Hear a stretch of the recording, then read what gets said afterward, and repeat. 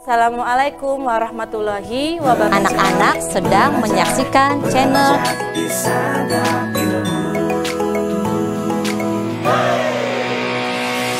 Belajar di Santap Ilmu. Banyak video baru yang selalu terkasih menemanimu. Ayo belajar di Santap Ilmu. Assalamualaikum warahmatullahi wabarakatuh. Berjumpa kembali di channel Santap Ilmu. Halo anak-anak hebat, selamat pagi. Bersama saya, Ibu Ferry Fitrianingsih dari SMPN 1 Ciwaringin. Apa kabarnya anak-anak hebat? Semoga anak-anak hebat sehat selalu. Sebelum memulai pembelajaran, alangkah baiknya kita berdoa terlebih dahulu. Berdoa dimulai. Bismillahirrohmanirrohim. Berdoa selesai. Hari ini kita akan belajar materi tentang suhu, kalor, dan pemuaian. Tujuan pembelajaran yang pertama, memahami pengertian suhu dan alat ukurnya. Kedua, menjelaskan konsep kalor dan perpindahannya. Ketiga, mengidentifikasi proses pemuaian dan contohnya dalam kehidupan sehari-hari. Keempat, menjelaskan pemanfaatan energi kalor. Ayo kita diskusikan. Mengapa es mencair ketika dibiarkan di ruangan? Yang kedua, bagaimana proses air mendidih dapat menghasilkan uap? Nah, kita masuk ke materi tentang suhu. Suhu adalah tingkat panas atau dinginnya suatu benda. Terdapat 3 skala suhu. Yang pertama, ada Celsius, kedua Fahrenheit, ketiga Kelvin. Celsius memiliki titik beku 0 derajat Celsius dan titik didih 100 derajat Celsius. Fahrenheit memiliki titik beku 30 derajat Fahrenheit dan titik didih 212 derajat Fahrenheit. Kelvin memiliki titik 0 absolut, 0 Kelvin, tanpa nilai negatif. Untuk alat ukur suhu adalah termometer. Ciri-ciri suhu. Yang pertama, tidak dapat dirasakan secara tepat tanpa alat.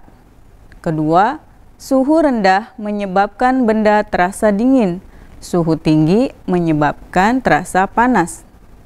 Ketiga, satuan suhu berbeda-beda sesuai sistem pengukuran. Kalor adalah energi panas yang berpindah dari benda bersuhu tinggi ke rendah. Rumusnya, Q sama dengan M dikali C dikali delta T, di mana Q adalah kalor dengan satuan joule, M adalah massa benda dengan satuan kilogram, C adalah kalor jenis dengan satuan joule per kilogram, dan delta T adalah perubahan suhu derajat Celcius. Contohnya, air dalam panci mendidih.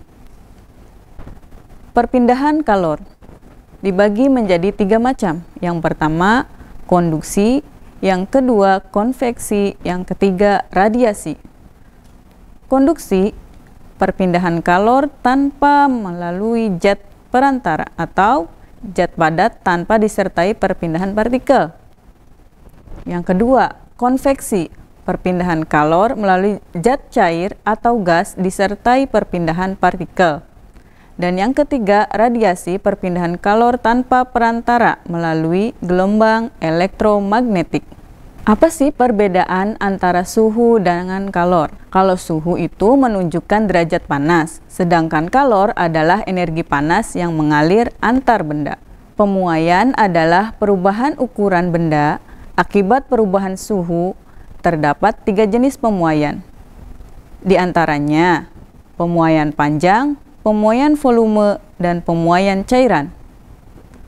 Pemuaian panjang terjadi pada benda padat, misalnya kawat. Pemuaian volume terjadi pada permukaan benda. Pemuaian cairan terjadi pada benda cair dan gas. Contohnya, lilin yang meleleh. Contoh pemuaian. Pemuaian panjang terjadi pada benda padat yang memanjang akibat kenaikan suhu.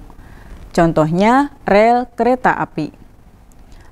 Pemuaian volume terjadi pada permukaan padat yang bertambah luas saat dipanaskan. Contohnya, plat baja. Pemuaian cairan terjadi pada zat cair dan gas yang memuai saat dipanaskan. Contohnya, air mendidih. Pemanfaatan energi kalor. Yang pertama, pembangkit listrik menggunakan pembangkit listrik tenaga uap. Kemudian, memasak menggunakan panci penghantar panas. 3. Memanaskan ruangan menggunakan radiator. Kemudian, transportasi dengan mesin kendaraan bermotor. Itulah contoh beberapa pemanfaatan energi kalor. Nah, kesimpulan pembelajaran kali ini, yang pertama, suhu mengukur tingkat panas benda. Kedua, kalor adalah energi panas yang berpindah. 3. Pemuaian terjadi akibat perubahan suhu. 4. Energi kalor dimanfaatkan dalam berbagai bidang kehidupan. Nah, sekarang kita mari berlatih. Pertanyaan pertama, apa yang dimaksud dengan suhu? A. Tingkat dingin suatu benda. B. Energi yang berpindah. C. Tingkat panas dinginnya benda. D. Perubahan volume akibat suhu. Silahkan dipilih. Nah, jawabannya adalah tingkat panas dinginnya benda. Ada yang benar jawabannya? Kita lanjutkan pertanyaan kedua. Pertanyaan kedua. Contoh perpindahan kalor secara radiasi adalah A. Mentega meleleh di wajan. B. Air mendidih di panci. C. Panas matahari ke bumi. D. Udara panas bergerak ke atas. Silahkan dijawab. Jawabannya adalah C. Panas matahari ke bumi. Ada yang benar jawabannya? Oke, kita lanjutkan ke pertanyaan ketiga. Pertanyaan ketiga, rel kereta api diberi celah untuk mencegah A. Pemuaian panjang. B. Pemuaian luas. C. Pemuaian volume. D. Perubahan warna. Jawabannya adalah A. Pemuaian panjang. Lanjut, pertanyaan keempat. Apa fungsi panci dengan penghantar panas baik? A. Menghentikan perpindahan panas. B. Mengurangi energi kalor. C. Mempercepat pemanasan. D. Meningkatkan daya tahan panci. Apa ayo jawabannya? Jawabannya adalah C. Mempercepat pemanasan. Pertanyaan kelima. Pertanyaan kelima, apa jenis perpindahan kalor dalam air mendidih? A. Radiasi. B. Isolasi. C. Konveksi. D. Konduksi. Jawabannya adalah B. Isolasi. Nah, siapa yang dari kelima pertanyaan tersebut betul semua? Terima kasih. Sampai jumpa. Assalamualaikum warahmatullahi wabarakatuh. Jangan lupa like, komen, dan share Santap Ilmu. Sampai jumpa.